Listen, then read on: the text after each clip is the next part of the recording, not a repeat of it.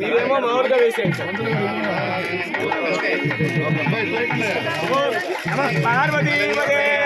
ఎందుకురా ఫ్రేమ్ పెడతావు ఇటు వెళ్ళిపోతుందని చూస్తావా పెడుతున్నా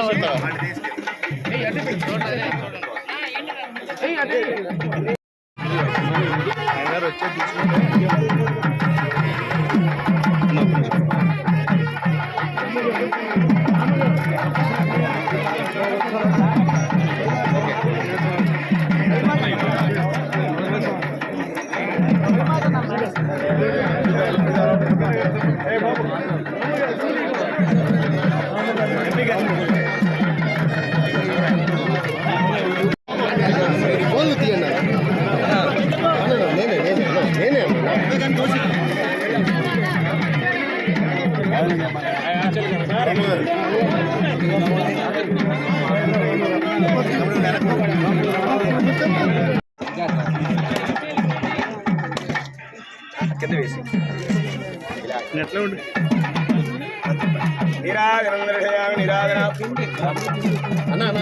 ఏంటన్నా ఒక్క చోటు చదివితే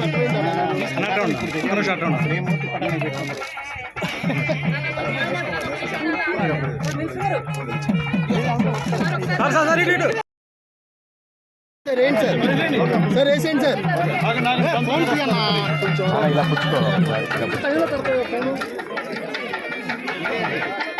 బాబు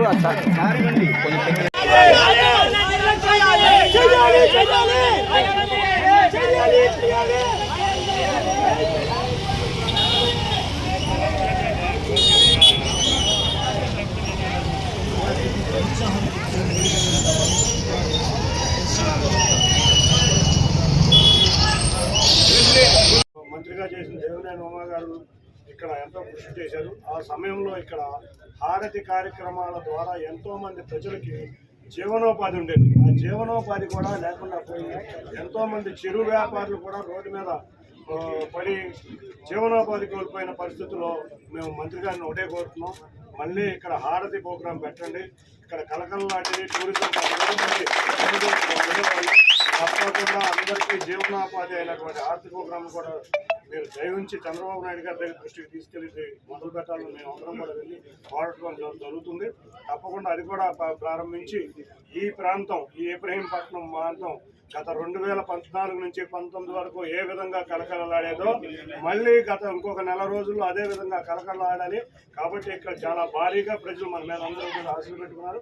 అటువంటి ఆర్థిక కార్యక్రమాన్ని కూడా మీరు వెంటనే ప్రారంభించాలని అనుకుంటూ మా అందరి తరఫున, మా కృష్ణా డెల్టా ప్రజలందరి తరఫున చంద్రబాబు నాయుడు గారికి, మంత్రి మండలికి, అంతేకాకుండా ముఖ్యంగా రామానాయుడు గారికి ధన్యవాదాలు తెలుపుకుంటున్నాను. కూడా ముందుగా నమస్కారాలు తెలియజేసుకుంటూ,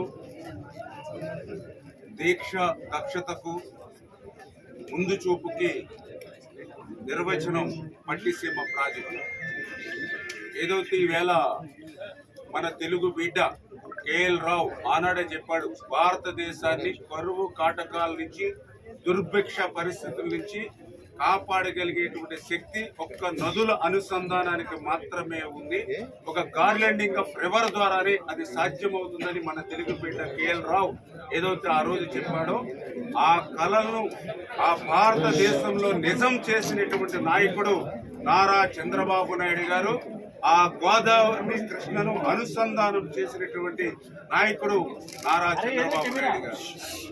ఏదైతే పోలవరం ప్రాజెక్టు ద్వారా బహుళార్థకమైనటువంటి ప్రయోజనాలు ఆంధ్రప్రదేశ్ రాష్ట్రమంతా ఇచ్చేంత వరకు గోదావరి జలాలు ఏదైతే ప్రతి సంవత్సరం కూడా 3000 టీఎంసీలు వృధాగా సముద్రంలో ఏదైతే కలిసిపోతూ ఉందో ఆ నీటిని మరి పట్టి ఏదైతే పోలవరం ప్రాజెక్టు పూర్తయ్యేంత లోపుగా మరి ఆ గోదావరి జలాలను ఇటు ఏదైతే మరి మన కృష్ణాకు మరి డెల్టాకు అందించడం ద్వారా పట్టిసీమ ద్వారా తద్వారా ఇక్కడ ఏదైతే కృష్ణా డెల్టాను మరి స్థిరీకరణ చేయడంతో పాటుగా ఏదైతే ఇక్కడ కృష్ణాకి ఇచ్చినటువంటి వాటర్ ద్వారా రేపు శ్రీశైలంలో ఆ బ్యాక్ వాటర్ నటు మరి ఏదైతే రాయలసీమకు పంపించడం ద్వారా అదేవిధంగా ఏదైతే పురుషోత్తపట్నం ఎత్తిపోతల ద్వారా మరి ఏదైతే ఏలేరు రిజర్వాయర్కి తీసుకుని అక్కడి నుంచి స్టీల్ ప్లాంట్కి అదేవిధంగా విశాఖకి త్రాగునీరుకి అందించేటువంటి విధంగా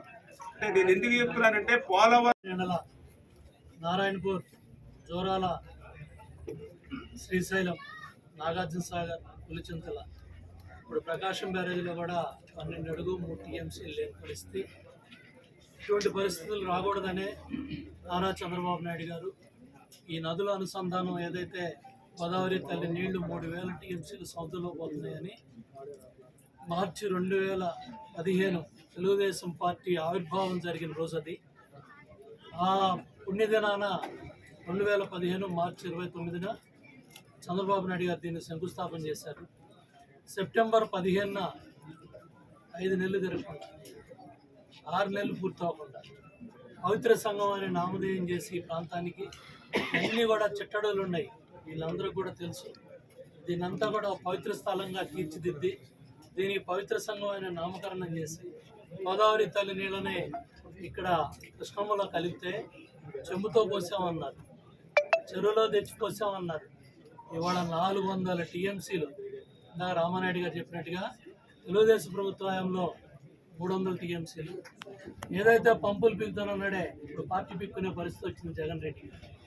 ఇవాళ 400 TMCలు మొన్న దేవుడి స్క్రిప్ట్ పంపులు కట్టేశాడు 3 ఏళ్ళు, కానీ చివరి సంవత్సరంలో తప్పని పరిస్థితిలో పంపులు వేశాడు.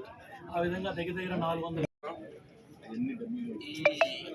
ఈరోజు ఈ గోదావరి వాటర్ ఇక్కడ పట్టిసీమ ద్వారా ఇక్కడికి రావడం చూస్తేనే చాలా ఆనందంగా ఉంది. ఎందుకంటే గత కొన్ని రోజులుగా వాటర్ రివ్యూ చేస్తుంటే గుడివాడ నియోజకవర్గంలో ప్రత్యేకంగా ఎక్కడ నీళ్ళు లేని పరిస్థితి. మంచినీళ్ళు ఆల్రెడీ గుడివాడ మున్సిపాలిటీలో అయితే 2 రోజులకు ఒకసారి అని చెప్పి అనౌన్స్ చేసాం. 15వ తారీఖు దాటితే మా పరిస్థితి ఏంటనేది టెన్షన్గా ఉంది. అలాంటి పరిస్థితుల్లో 2 రోజులకు ఒకసారి వాటర్ అని చెప్పి నేను రీసెంట్గా అనౌన్స్ చేయడం కూడా జరిగింది. ఇక పల్లెల్లో ఇంట్లో అయితే కనుక పూర్తిగా చెరువులన్నీ ఎండిపోయి ఉన్నాయి, శాంతం మురుగునీరు లాగా వస్తుంది. అసలే మాకు ఫిల్టర్ మెకానిజం కూడా చాలా పోయి ఉన్న పరిస్థితిలో కనీసం నీరు కూడా ఇవ్వలేని పరిస్థితి తోలుచుకుంటే భయం వేస్తూ ఉంది. ఇప్పటిదాకా వెంటనే రియాక్ట్ అయ్యి మనకి ఈ పట్టిసీమ ద్వారా నీళ్ళు తీసుకొచ్చి మాకు ఇప్పుడే దాహం తీరినట్టుంది. యాక్చువల్లీ చూస్తుంటేనే మాకు కొంచెం గొంతు తడిసినట్టు అనే పరిస్థితిలో ఉన్నాం. ఇది వాటర్ ఇస్తే అన్నందుకు ఈ వాటర్ తీసుకొచ్చినందుకు చంద్రబాబు నాయుడు గారికి అలాగే ముఖ్యంగా మన మంత్రివర్యులు నిమ్మల రామానాయుడు గారికి చాలా థ్యాంక్స్ చెబుతా ఉన్నాం. కొంచెం మా నీళ్ళు దాహం త్వరలో తిరుగుతుందని చెప్పి ఇది కంటిన్యూ చేస్తారని చెప్పి ఆశిస్తున్నాం.